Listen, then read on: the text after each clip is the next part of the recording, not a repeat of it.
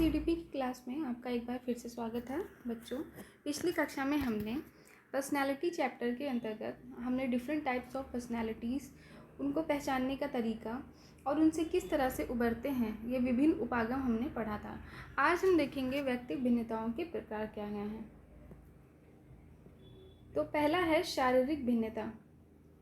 तो शारीरिक भिन्नता यानी कि कोई भी दो लोग एक जैसे देखने में नहीं होते, उनका रंग, रूप, लंबाई, भार, शारीरिक गठन, ये सारी चीज़ों के बेस पर हम दो लोगों को डिफ्रेंशिएट कर पाते हैं। यानी कि दो लोगों में हम शारीरिक भिन्नता के आधार पर हम उनकी पर्सनालिटी को डिफ्रेंशिएट करते हैं। दूसरा है मानसिक भिन्नता। इसी प्रकार से सबका जो मेंटल स्टेट होता है वो सेम नहीं होता। कुछ लोग प्रतिभाशाली होते हैं, कुछ मंद बुद्धि होते हैं, कुछ नॉर्मल होते हैं। नॉर्मल में भी कई लेवल होता है कि कोई पढ़ाई में तेज़ है या नॉर्मल है, खेल कूद में तेज़ है या नॉर्मल है। यानी कि सबकी अलग अलग जो मेंटल क्वालिटीज़ होती हैं, उस हिसाब से हम मानसिक भिन्नता के आधार पर हम पर्सनालिटी को डिफ्रेंशिएट करते हैं। नेक्स्ट है संवेगात्मक भिन्नता यानी कि इमोशनल डिफरेंस।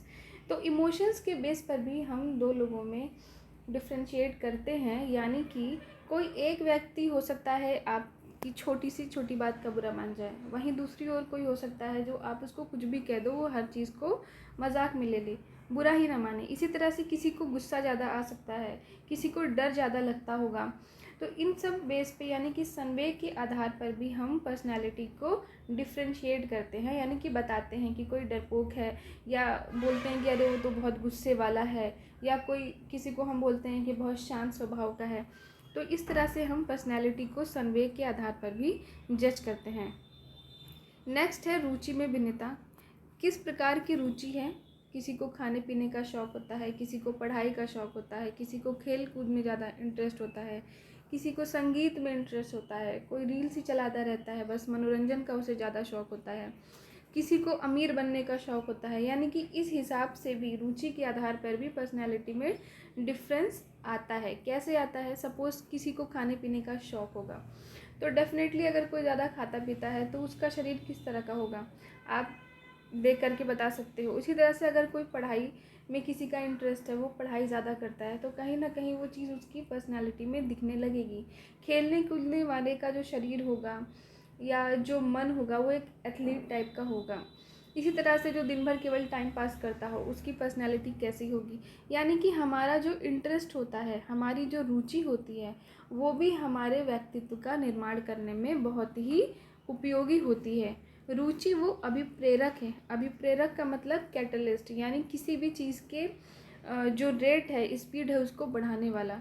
वो शक्ति है जो हमें किसी व्यक्ति, वस्तु या क्रिया की ओर ध्यान देने के लिए बाध्य करती है। यानी कि अगर आपका रुचि नहीं है किसी भी चीज़ में, सपोज़ पढ़ाई में ही आपका इंटरेस्ट ही नहीं है, तो आपको कितने भी अच्छे से पढ़ाया जाए आप नहीं पढ़ पाओगे, क्योंकि रुचि क्या है? एक अभिप्रेरक है, यानी कि एक कैटलिस्ट है। नेक्स्ट है व्यक्तित्व संबंधी भिन्नता। सामान्यतः व्यक्तियों का व्यक्तित्व एक दूसरे से भिन्न होता है। कुछ बहिर्मुखी, कुछ अंतर्मुखी और कुछ उभयमुखी होते हैं। अब इसमें भी ऐसा नहीं कि अंतर्मुखी की जो क्वालिटीज़ हैं वो किसी एक में सारी सेम हो, सारी नहीं, लेकिन दो चार भी अगर कॉमन होती हैं तो हम कहते हैं कि सामने वाला अंतर्मुखी है या बहिर्मुखी है। इन सब के बारे में आपको डिटेल में पहले बता चुकी हूँ, फिर भी एक बार थोड़ा सा बता देती हूँ कि अंतर्मुखी वो लोग होते हैं जो अपने आप में रहते हैं, शांत रहते हैं, ज़्यादा लोगों से बात करना पसंद नहीं रहते हैं। यानी कि इनका मुख अंदर की ओर होता है, अपनी ओर होता है, ये अपनी ओर अभिमुख होते हैं। वही बहिर्मुखी यानी कि जो बाहर की तरफ जिनकी पर्सनैलिटी खुली हुई है, यानी कि इन्हें लोगों से मिलना जुलना, घूमना फिरना, खाने पीने का शौक़, ये सारी चीज़ें होंगी। और उभय का मतलब दोनों ओर, यानी कि उभयमुखी में दोनों ही पर्सनैलिटीज़ के गुण होते हैं। अपने समय में शांत भी रहेंगे, शर्मीले भी होंगे, लेकिन जहाँ ज़रूरत पड़ेगी वहाँ हंसी मजाक भी करते हैं, दूसरों के साथ घुल मिल भी जाते हैं। यानी कि कुछ पर्सनालिटी, इस पर्सनालिटी में क्या होता है कि कुछ ट्रेड्स, कुछ क्वालिटीज़ या विशेषताएं अंतर्मुखी की होती हैं और कुछ बहिर्मुखी की होती हैं। नेक्स्ट है क्रियात्मक भिन्नता। इसी तरह से कार्य करने की भी क्षमता सब में अलग अलग होती है मांसपेशियों के विकास के कारण। विचारों में भी भिन्नता होती है, क्योंकि जब मानसिक स्तर अलग है, पर्यावरण अलग है, आयु अलग है, शैक्षिक योग्यता अलग है, तो उसी के बेस पर किसी व्यक्ति के विचार भी बनेंगे। तो इस प्रकार से विचारों में भी भिन्नता होती है। अधिगम यानी कि लर्निंग, अधिगम मीन्स सीखना, सीखने की क्षमता भी अलग होती है। कुछ लोग किसी चीज़ को एक ही दो बार में सीख जाते हैं और कुछ को कई बार सिखाने पर भी डिस्पाइट ऑफ इंटरेस्ट, यानी कि ऐसा नहीं है कि रुचि नहीं है। जैसे कोई भी एक कला है, सपोज कुकिंग की है, ठीक है, तो हो सकता है कि किसी को इंटरेस्ट भी हो बहुत ज़्यादा, फिर भी वो ना सीख पाए, वो 10 बार में सीखे हैं। वहीं दूसरी हो जिसको इंटरेस्ट नहीं भी है, हो सकता है वो 2 ही बार में सीख जाए। तो कहीं ना कहीं जो अधिगम की क्षमता होती है, यानी कि लर्निंग की जो क्षमता होती है व्यक्ति से, उससे भी प्रभाव पड़ता है आपकी पर्सनैलिटी पे। नेक्स्ट है व्यक्तित्व भिन्नता को प्रभावित करने वाले कारक, यानी कि कौन कौन से कारक हैं। तो पहला तो वंशानुक्रम, क्योंकि हमने विकास में देखा था कि हेरिडिटी गुणे पर्यावरण होता है। तो वंश और पर्यावरण, यानी कि वंशानुक्रम, हेरिडिटी और इन्वायरमेंट का तो 2 चीज़ों का सबसे बड़ा रोल है किसी भी प्रकार के विकास में, चाहे वो व्यक्तित्व विकास हो, चाहे वो बुद्धि का विकास हो, शरीर का विकास हो, ये 2 चीज़ें तो प्राइमरी हैं। उसके बाद है पर्सनैलिटी पर आपकी आयु और बुद्धि का भी असर पड़ता है। यानी कि जब आप कम एज में होते हो तो आप छोटी छोटी चीज़ों के लिए जिद करते हो, रोने लगते हो, लेकिन आप जैसे जैसे बड़े होते हो, आपकी आयु जैसे जैसे बड़ी होती है, या अपनी भाषा में जो हम कहते हैं कि आप जैसे जैसे मैच्योर होते हो, तो आपको सब्र करना आ जाता है, या आप शांत थोड़ा सा रहना सीख जाते हो, आपकी आक्रामकता कम हो जाती है। तो ये सारी चीज़ें आयु के हिसाब से, इसी प्रकार से बुद्धि के हिसाब से भी, कि जो कम बुद्धिमान व्यक्ति होगा या जो मूर्ख व्यक्ति होगा वो जिन चीज़ों के लिए परेशान होगा, एक बुद्धिमान व्यक्ति उन चीज़ों के लिए परेशान नहीं होगा। यानी कि आपकी पर्सनैलिटी पर आपकी आयु और बुद्धि का भी बहुत असर पड़ता है। बुद्धि के अनुसार बालक को प्रतिभाशाली, मंदबुद्धि और मानसिक क्षमता से पिछड़े बालक के रूप में विभक्त किया जाता है। प्रजाति और देश का भी बहुत असर पड़ता है। आप किस तरह के, आप कौन से देश में रहते हैं और आप किस प्रकार के माहौल में रहते हैं, कैसी प्रजाति में रहते हैं, क्या आपकी संस्कृति, क्या आपकी सभ्यता है, इसके हिसाब से आपके पहनावे में, आपकी बातचीत के तरीके में, आपकी इवन टोन में भी, बोलने के तरीके में भी, सोचने के तरीके में भी, इन सब में भी बहुत ज़्यादा डिफरेंसेस आ जाते हैं। इसी प्रकार से आप 2 लोगों में देख करके आप बता देते हो कि ये किस धर्म का है, तो बिल्कुल साफ साफ, और कहीं ना कहीं थोड़ा बहुत उसकी जाति के बारे में भी आप एक अनुमान लगा लेते हो रहन सहन, बातचीत के तरीके से, क्योंकि वो आपकी पर्सनैलिटी में दिख जाता है।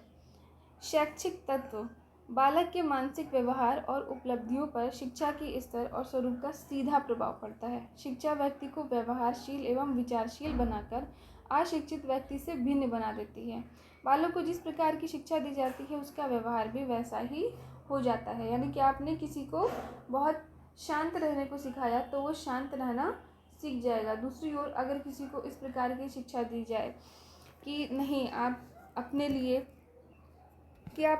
यानी अपनी जीत के लिए आप कुछ भी करो, ठीक है। अगर किसी एक तरफ एक बालक को सिखाया गया, सपोज एक बालक ए है और एक बी है, ए को ये शिक्षा दी गई कि आप ज़िंदगी में जीतो या हारो लेकिन कभी गलत नहीं करना। दूसरी ओर बी को ये सिखाया कि आपको केवल जीतना है, यानी जीतने के लिए आप कुछ भी कर सकते हो। तो ये इनकी पर्सनालिटी में दिखेगा। नेक्स्ट है शैक्षिक तत्व हो गया, और दूसरा है आर्थिक दशा, यानी कि इकोनॉमिक कंडीशन। किसी के पहनावे से आप एक प्रथम दृष्टया ही बता देते हो कि इसका क्या इकोनॉमिक लेवल होगा। 100% नहीं, लेकिन काफ़ी ज़्यादा आप गेस कर लेते हो, क्योंकि कई लोग क्या होते हैं, उनके पास पैसे तो बहुत होते हैं मगर उन्हें सादगी में रहने का या शौक़ होता है, वो दिखाना नहीं चाहते, या वो अपने पैसे कहीं इन्वेस्ट करते हैं, उन्हें घर खरीदने का शौक़ होता है। तो बहुत से लोग हैं जिनका दिखने में नहीं पता चलता कि वो अमीर हैं, लेकिन वो होते हैं। और इसी प्रकार से कुछ लोग गरीब होते हुए भी, जैसे आजकल का ट्रेंड है EMI पर ही आईफोन लेकर के चल रहे हैं, या फिर कोई भी ऐसे कपड़े पहन रहे हैं, तो उसमें वो दिखाने की कोशिश करते हैं। तो कुछ तो एक्सेप्शन है, लेकिन दिख ही जाता है। यानी कि आप कितना भी दिखावा कर लो, दिखावे से आप अमीर नहीं दिखोगे, और आप कितना भी छिपा लो, अगर आप अमीर हो तो दिखोगे ही दिखोगे। इन द सेंस क्या है कहने का मतलब, कि जैसे सपोज लोगों को क्या लगता है कि हम महंगे ब्रांड के कपड़े पहनेंगे तो हम अमीर दिखेंगे, जबकि एक्चुअल में अमीर और गरीब का मेन जो डिफरेंस होता है वो उनकी कंडीशन पर होता है। यानी कि एक अमीर व्यक्ति जो एसी में चल रहा होगा तो वो साफ़ सुथरा ही दिखेगा, और दूसरी ओर एक गरीब व्यक्ति वो कितने भी ब्रांड के कपड़े पहन ले, जब वो उन्हीं गंदगी में काम करेगा, धूल मिट्टी में काम करेगा, तो कहीं ना कहीं उसके चेहरे पर धूल आपको दिखी जाएगी। वो इतना नहीं चमक पाएगा जितना कि एक अमीर व्यक्ति चमकता है। तो आर्थिक दशा के कारण भी आपकी पर्सनैलिटी दिख जाएगी बाहर से कि आप कैसे हो। हालांकि देखो क्या कहा गया है कि अध्ययनों के अनुसार अमीरों की अपेक्षा गरीब और बेरोजगार व्यक्ति अपराध अधिक करते हैं। देखा, अपराध की अगर हम बात करें तो अमीर की अपेक्षा गरीब ज़्यादा करता है। कारण क्या है? कारण यही है कि गरीब व्यक्ति अपनी कई सारी इच्छाओं का दमन कर रहा होगा, वो अंदर से पूरी तरह से फ्रस्ट्रेट होगा, अंदर से पूरी तरह से वो क्या होगा, फ्रस्ट्रेटेड होगा, और ऐसे में वो अपराध ज़्यादा करने की ओर हो जाता है। इसके अलावा उसको इतनी समझ नहीं होती है या इतनी उसको शिक्षा नहीं दी जाती है कि उन परिस्थितियों से हम किस तरह से उभरें। दूसरी ओर एक और जहाँ किसान वर्ग का जीवन सीधा साधा सरल सादगीपूर्ण होगा, वहीं दूसरी ओर पूंजीपति वर्ग का जीवन संघर्षमय और आडंबर युक्त होगा। यानी कि जो बिजनेसमैन होंगे उनको दिखावा करना ही पड़ेगा क्योंकि उनको बिजनेस डील करनी है वैसी, और वहीं किसान वर्ग क्या होगा, वो सीधा साधा और सरल अपना सादगीपूर्ण जीवन व्यतीत करेगा। यानी कि आपकी आर्थिक दशा के हिसाब से आप सारी चीज़ों को जज कर सकते हो। नेक्स्ट है लिंग भेद, यानी कि जेंडर डिफरेंस के बेस पर भी पर्सनालिटी में डिफरेंस आ जाता है। बालिकाओं के शारीरिक बनावट, संवेगात्मक विकास, जैसा बोलते हैं कि लड़कियां या महिलाएं ज़्यादा इमोशनल होती हैं। कार्य क्षमता में व्यक्तिगत भिन्नता देखी जा सकती है। लड़कियां मल्टीटास्किंग होती हैं, यानी कि एक बार में कई काम कर सकती हैं, जबकि पुरुष एक बार में एक ही काम पर ज़्यादा फोकस कर पाते हैं।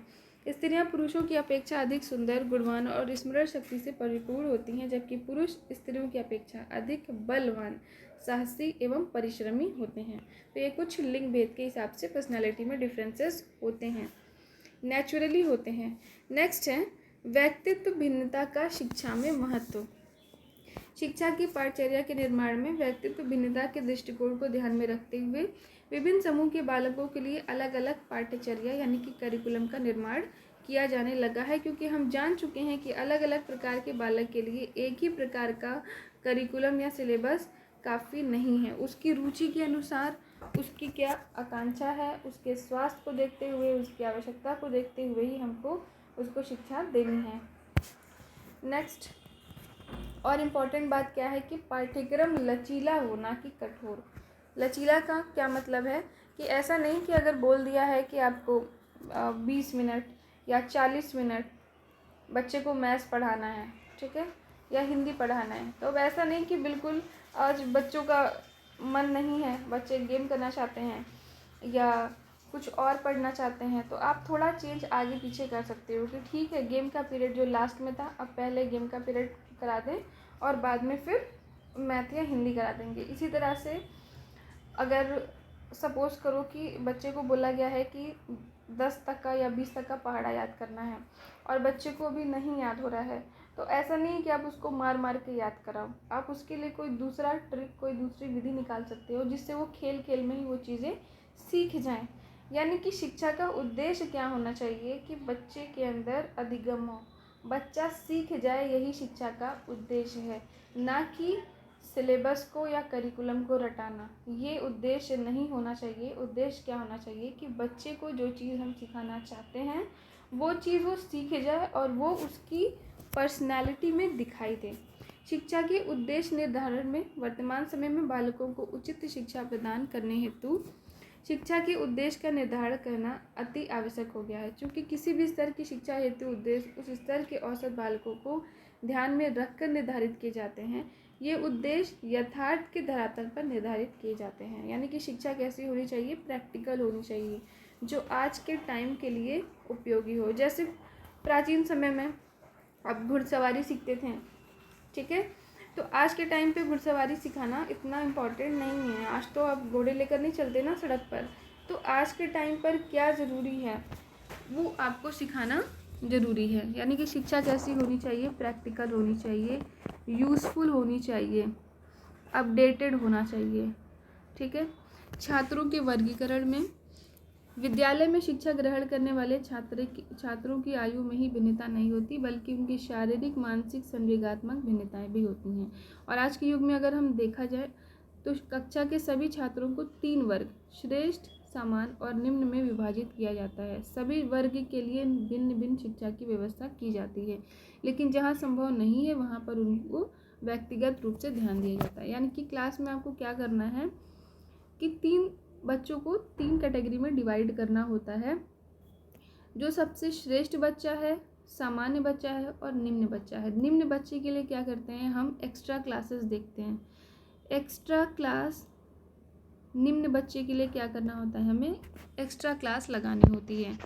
जैसे कि अब एनसीएफ में क्या है, ठीक है, एनसीएफ में क्या है कि जैसे 5 दिनों की कक्षाएं होती हैं तो 2 सैटरडे छुट्टी होती है, ठीक है, 2 सैटरडे क्या होती है, छुट्टी होती है और 2 को एक्स्ट्रा क्लास लगती है। इस एक्स्ट्रा क्लास में क्या करना होता है कि जो भी आपकी क्लास का कमज़ोर बच्चा है, क्लास टीचर देखता है कि मेरी क्लास का कौन सा कमज़ोर बच्चा है, उस कमज़ोर बच्चे को एक दिन बुला करके उसको एक्स्ट्रा पढ़ाना होता है। इसी तरह से उसको अपने पास माइंड में रखना भी होता है कि मेरे क्लास का कौन सा बच्चा, सपोज़ 5 बच्चे हैं, ठीक है, कमज़ोर है, तो उस पर एक्स्ट्रा ध्यान देना होता है। बिहार गवर्नमेंट में भी मिशन दक्ष चलता है, जिसमें कि कमज़ोर बच्चों को छुट्टी के बाद भी एक्स्ट्रा पढ़ाया जाता है। तो इस तरह से निम्न बच्चों पर स्पेशल ध्यान देना होता है और श्रेष्ठ बच्चों को कुछ जिम्मेदारी देनी होती है। जैसे आपने मॉनिटर बना दिया या फिर आपने उनको गाइडेंस के लिए रख दिया कि आप बाकी बच्चों की हेल्प करो, जिससे इसके अंदर कॉन्फिडेंस भी आएगा और इसके अंदर जो टैलेंट है वो बाकी के समान बच्चों में भी स्थानांतरित हो जाएगा। तो इस तरह से छात्रों का वर्गीकरण किया जाता है पर्सनालिटी के बेस पर। नेक्स्ट है शिक्षण विधियों के चयन में। अब हम जब बच्चे की पर्सनालिटी के बारे में भली भांति परिचित होंगे तो हम उसी हिसाब से उस पर शिक्षण विधि अपनाएंगे। यानी कि कोई बच्चा अगर उसको खेल कूद में ज़्यादा इंटरेस्ट है तो हम उसको खेल के माध्यम से सिखाएंगे। इसी तरह से सपोज़ आप किसी बच्चे को जोड़ घटाना सिखा रहे हो, अब किसी को खाने पीने का ज़्यादा शौक़ है तो आप उसको एग्जाम्पल दे सकते हो समोसों का कि अच्छा 2 समोसे थे, 3 और मिल गए, बताओ कितना हुआ। तो उसका माइंड तुरंत उन चीज़ों को कैच करेगा। इसी तरह से सपोज़ किसी बच्चे को पतंग उड़ाने का शौक़ है, आप उसको पतंग का एग्जाम्पल दे करके जोड़ घटाना सिखा रहे हो, ठीक है, कि मान लो आसमान में 5 पतंगे उड़ रही हैं, 1 कट गई, बताओ कितनी बची। तो इस तरह से वो जिसमें उसका इंटरेस्ट होगा उस बेस पर वो चीज़ें वो सीखने के लिए जल्दी आकर्षित होगा। तो इस हिसाब से हम पर्सनैलिटी के अकॉर्डिंग हमें शिक्षण विधि के चयन में भी मदद मिलेगी कि हमें किस तरह से बच्चे को पढ़ाना है। इसी तरह से कई अलग अलग विधियाँ होती हैं, जैसे शिशु स्तर पर मॉन्टेसरी प्रणाली, किंडरगार्टन प्रणाली, ये अच्छी तरह से हमको समझाती हैं कि बच्चे को किस तरह से सिखाना है। और किशोर स्तर पर योजना विधि होती है, अभिक्रमित, अनुदेशन, ये सारी चीज़ें जो अब आगे आप पढ़ोगे डिटेल में। नेक्स्ट है शिक्षण साधनों के चयन में, यानी किस तरह के साधन हमें यूज़ करना है। प्रोजेक्टर का, टेलीविज़न का। अब छोटे बच्चों को हम प्रोजेक्टर से थोड़ी पढ़ाएंगे, छोटे बच्चे के सामने तो हमें क्या है, विभिन्न प्रकार के चार्ट पेपर या फिर हम असली ही ला सकते हैं TLM, कुछ ऐसा जिसको बच्चा देख कर छू करके अच्छे से सीख सके, रिलेट कर सके, ठीक है। तो इस हिसाब से हमको देखना होता है कि हम किस साधन का उपयोग कर रहे हैं। कंप्यूटर का उपयोग वर्तमान में इसी कारण से बढ़ता जा रहा है, ठीक है। क्लास 1-2 के बच्चों को कंप्यूटर नहीं सिखाते हैं, तो हमें बच्चे की पर्सनैलिटी, उसकी एज, सारी चीज़ों को ध्यान में रखते हुए शिक्षण साधन का चयन करना होता है। कक्षा का आकार कितना होना चाहिए, तो ये संख्या आपको याद रखनी होगी। किसी भी कक्षा में बालकों की संख्या 40 या 50 होने पर अध्यापक व्यक्तिगत रूप से उन पर ध्यान नहीं दे पाता है। इसीलिए मनोवैज्ञानिकों का मत है कि कक्षा में छात्रों की संख्या लगभग 20 से 25 होनी चाहिए, यानी कि रेशियो फिक्स किया जाता है। नेक्स्ट है रॉस के अनुसार, हालांकि बिहार के लिए प्राथमिक में 30:1 का रेशियो फिक्स किया गया है, यानी कि 30 बच्चों पर 1 टीचर। नेक्स्ट है गृह कार्य की मात्रा ज्ञात करने में भी, बच्चे की एज क्या है, उसका इंटरेस्ट क्या है, वो कितना होमवर्क कर पाएगा नहीं कर पाएगा। कई बच्चे क्या होते हैं ना कि आप उनको जितना भी होमवर्क दो और मांगते हैं कि हमें और चाहिए, उनका इसमें इंटरेस्ट ज़्यादा है, उनकी क्षमता ज़्यादा है तो वो ज़्यादा कर लेते हैं। वहीं दूसरी ओर कुछ बच्चे होंगे कि जो आपने उसको होमवर्क दिया और वो क्या करते हैं, धीरे से पेज फाड़ के फेंक देते हैं, उनका इंटरेस्ट ही नहीं होता। तो आपको उनके अंदर इंटरेस्ट जगाने के लिए उनका जो होमवर्क है वो दूसरे तरीके से देना होगा, ठीक है। दूसरे तरीके से इन द सेंस कि जैसे अब सपोज़ क्लास 1 का या 2 का बच्चा है, आप उसको गिनती या जोड़ दे रहे हो, ठीक है। तो अब आपने उसको सीधे सीधे दे दिया तो वो नहीं करेगा। तो आपने देखा होगा छोटे क्लास के बच्चों के लिए क्या करते हैं कि अगर आप उनको जोड़ देना है तो आप ऐसा नहीं करोगे कि 2 + 2, इसकी जगह कुछ डायग्राम, कुछ फिगर्स बना के दिए जाते हैं। सपोज़ लड्डू बना दिया गया या बॉल बना कर दिखा दिया इस तरह से, और फिर प्लस करके फिर ऐसे बना करके देते हैं ताकि बच्चे का इसमें इंटरेस्ट डेवलप हो। यानी कि छोटे बच्चों का जो होमवर्क होता है वो अलग तरीके का होता है, बड़ों का अलग होता है, और उसको कितनी मात्रा देनी है ये भी बच्चे की क्षमता के आधार पर हमें डिसाइड करना होता है।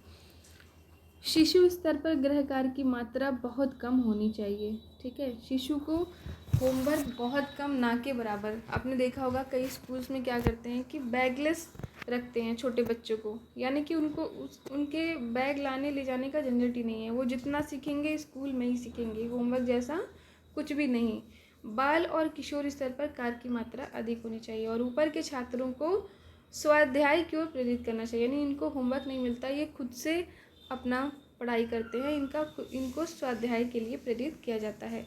इसी प्रकार से किसी भी कक्षा के छात्रों में निम्न स्तर के छात्रों को अपेक्षाकृत कम, औसत स्तर के छात्रों को औसत और उच्च स्तर के छात्रों को अधिक गृह कार्य, यानी कि जो बच्चा ज़्यादा टैलेंटेड है उसको ज़्यादा होमवर्क देना चाहिए, जो बच्चा कमज़ोर है उसको बहुत थोड़ा सा देना चाहिए कि एटलीस्ट वो पेज फाड़ने की नौबत ना आए, वो पढ़ाई से भागे नहीं, कम ही होमवर्क हो ताकि उस पर प्रेशर ना हो। जितनी उसकी क्षमता है उतना ही उसको होमवर्क देना चाहिए।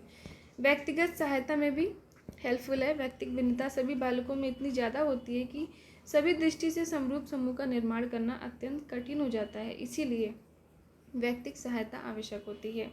कक्षा में पाठ का विकास करते समय प्रायः प्रश्नों को पूछा जाता है। इस समय शिक्षकों को चाहिए कि प्रश्नों का वितरण संपूर्ण कक्षा में सरल प्रश्नों के उत्तर निम्न स्तर के छात्रों से पूछे, समान प्रश्नों के उत्तर समान से, और कठिन प्रश्न किससे पूछे, जो बच्चा ज़्यादा टैलेंटेड है। क्योंकि आसान प्रश्न अगर आपने टैलेंटेड बच्चे से पूछा तो उसका भी इंटरेस्ट क्या हो जाएगा, हट जाएगा। वो सोचेगा ये सब कुछ तो मुझे आता है, मैं क्या ही पढ़ूँ। उसके माइंड में क्या आ जाएगा कि ये सब कुछ तो मुझे पहले से आता है, और फिर वो आगे सीखने के लिए और प्रेरित नहीं होगा। तो कठिन प्रश्न आपको ज़्यादा जो तेज़ बच्चे हैं उनसे पूछना है। अगर कमज़ोर बच्चे से आपने कठिन प्रश्न पूछ लिया तो उसका कॉन्फिडेंस बिल्कुल लो हो जाएगा और वो फिर शिक्षा से घबराने लगेगा। तो आपको हमेशा क्या करना है कि सिंपल क्वेश्चंस, आसान इजी क्वेश्चंस कमज़ोर बच्चों से, एवरेज क्वेश्चंस एवरेज बच्चों से, और कठिन प्रश्न हमेशा ही जो क्लास के तेज़ बच्चे हों उनको देना चाहिए, जिससे कि वो इसको एज अ चैलेंज लेते हैं और सीखने के लिए प्रेरित होते हैं। शैक्षिक और व्यावसायिक निर्देशन में भी काफ़ी हेल्पफुल होता है। इसी तरह से लिंग भेद के अनुसार शिक्षा दी जानी चाहिए। बालक और बालिकाओं की रुचि, क्षमता, आवश्यकताओं के हिसाब से भी देखा जाए तो बालक बालिकाओं की आयु जब बढ़ती है तो उनमें भिन्नताएं आती हैं। ये अंतर स्पष्ट दिखाई देता है। प्राथमिक कक्षाओं में तो उनके लिए समान पाठ्यक्रम होना चाहिए, लेकिन माध्यमिक स्तर पर आते आते विद्यार्थियों की विषयों में अंतर को स्पष्ट खींच देना चाहिए। माध्यमिक स्तर पर बालकों को गणित और विज्ञान से संबंधित विषय और बालिकाओं को गृह विज्ञान, कढ़ाई बुनाई आदि विषयों की शिक्षा दी जाती है। हालांकि आज के टाइम पर ऐसा नहीं है। आज के टाइम पर चाहे पुरुष हो चाहे महिला हो, दोनों के इंटरेस्ट समान हो सकते हैं। आज के टाइम पर महिलाएं भी गणित और विज्ञान पढ़ती हैं। तो ये तो पुरानी आपके जो बनी बनाई बातें हैं, ये आपको बताया गया है कि उस समय के हिसाब से बालकों को गणित और विज्ञान से संबंधित ज्ञान दिया जाना चाहिए था और बालिकाओं को गृह विज्ञान, कढ़ाई बुनाई इनकी शिक्षा। हालांकि आज के टाइम पर इनका कोई ज़्यादा रोल नहीं है। तो बच्चों आज इतना ही। अब कल फिर हम पढ़ेंगे कल्पना, चिंतन और तर्क का विकास, और उसके बाद ये चैप्टर फिनिश होते ही इसके एमसीक्यूज लगाएंगे। वीडियो को अच्छी तरह से देखकर समझ लीजिए, और जहाँ पर आपको कुछ डाउट होता है तो आप कमेंट करके पूछ भी सकते हैं। ठीक है बच्चों, आज के लिए इतना ही।